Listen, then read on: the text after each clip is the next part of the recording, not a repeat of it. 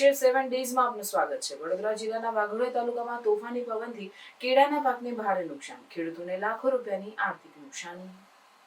વાઘોડિયા તાલુકામાં તાજેતરમાં આવેલા અનિયમિત વરસાદ અને તોફાની પવનના કારણે કેળાના પાકને ભારે નુકસાન થયું છે।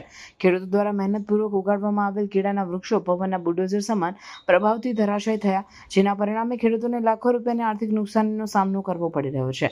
આ અનિયમિત હવામાનની અસર માત્ર કેળા સુધી સીમિત નથી રહી, રાજ્યના અન્ય વિસ્તારોમાં પણ વિવિધ પાકોનું નુકસાન પહોંચ્યું છે।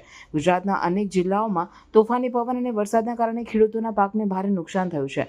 રાજકોટ, ભાવનગર અને વડોદરા સહિતના વિસ્તારોમાં પણ પાકને નુકસાન પહોંચ્યું છે, જેમાં કેળા, મગફળી અને અન્ય પાકોનો સમાવેશ થાય છે।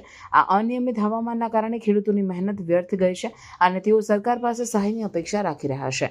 હવામાન વિભાગે આગામી દિવસોમાં પણ પોતાની તોફાની પવન અને વરસાદની આગાહી કરી છે, જેના કારણે ખેડૂતોને વધુ સાવચેત રહેવાની સલાહ આપવામાં આવી છે।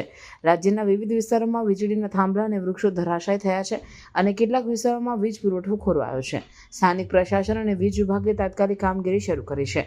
ખેડૂતોને સલાહ આપવામાં આવે છે કે તેઓ પાકના નુકસાન અંગે તાત્કાલિક સ્થાનિક કૃષિ અધિકારીઓને જાણ કરે અને જરૂરી દસ્તાવેજો સાથે સહાય માટે અરજી કરે। રાજ્ય સરકાર દ્વારા ખેડૂતોને સહાય પૂરી પાડવા માટે વિવિધ યોજનાઓ અમલમાં મૂકવામાં આવી છે અને ખેડૂતોને આ યોજનાઓનો લાભ લેવા માટે પ્રોત્સાહિત કરવામાં આવી રહ્યા છે।